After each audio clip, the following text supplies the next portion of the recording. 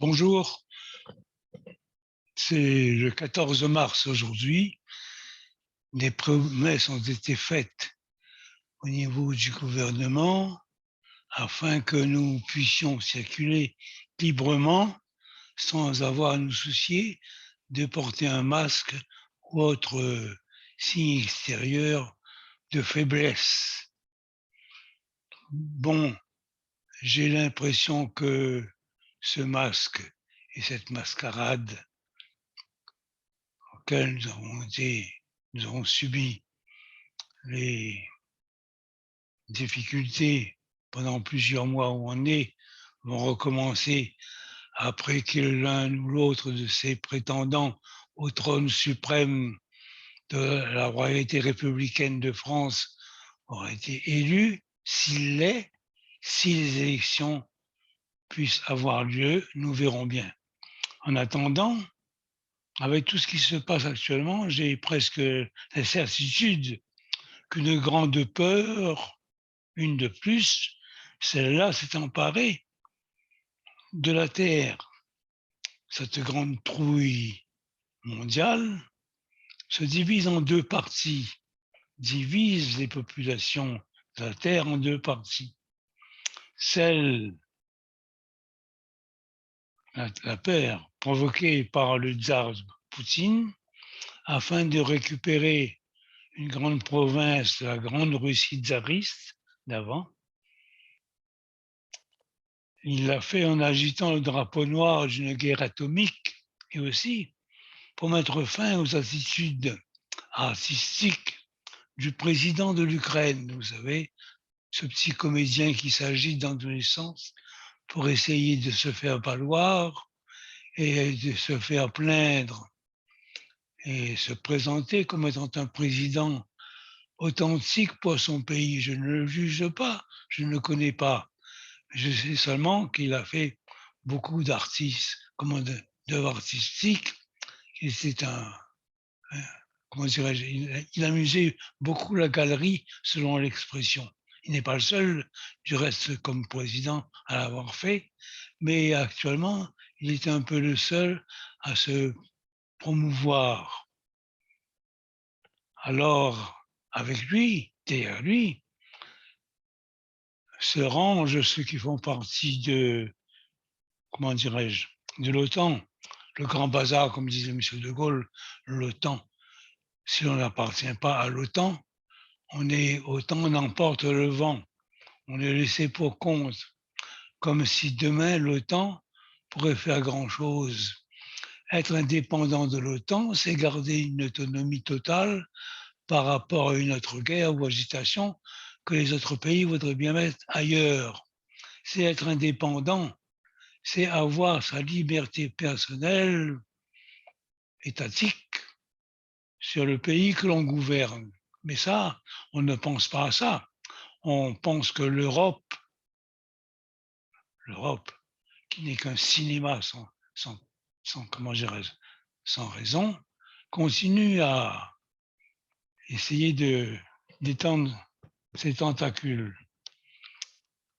Personnellement, ça ne regarde que moi, je ne me sentirai jamais européen. D'abord, je ne suis pas né en France, je ne suis pas né en France et je ne désire pas non plus être européen demain. Je me soumets aux lois du pays qui m'héberge et un point, c'est tout. Donc, je répète, l'OTAN est ce grand bazar. Sur un autre plan, un plan hermétique ignoré par les cartésiens, médias, fervents rationalistes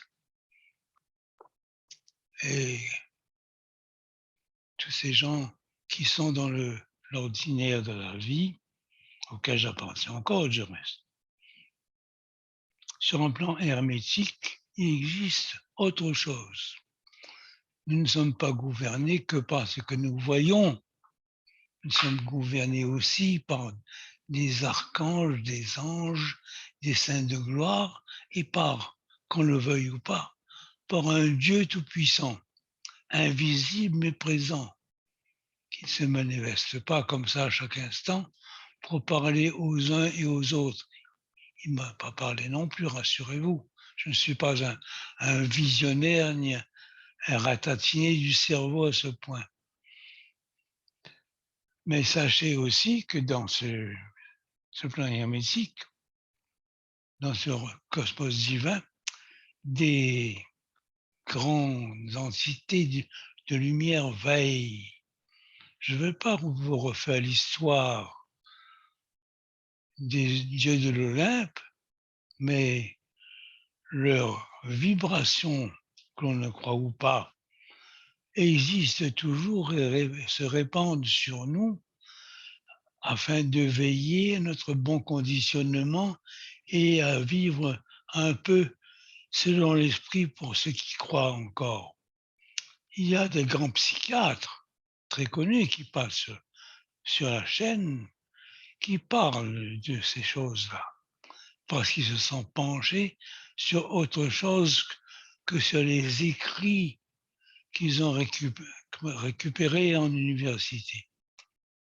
Amis, pour aujourd'hui, je vous laisse.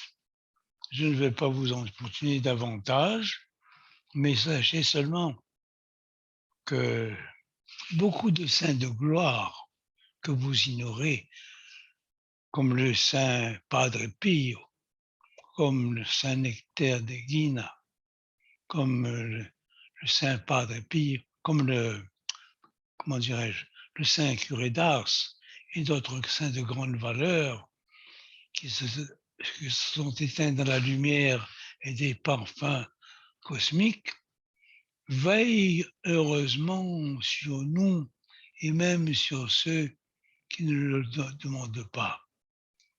En attendant, pour aujourd'hui, pour ce lundi, essayez de passer une bonne journée et que la santé soit avec vous, qu'elle soit votre bouclier de force. Au fait, à propos de Saint-Michel, vous savez qu'il n'y a pas qu'une basilique, il n'y a pas que celle qui est implantée en mer, là-bas, dans la Manche, dans le Calvados, je ne sais plus. Il y a encore d'autres basiliques de Saint-Michel. Respectez-le. Vous aurez besoin de lui demain quand vous pleurerez de peur, lorsque vous frémirez et lorsque vous aurez mais peur, très peur. Au revoir, amis. Bon courage.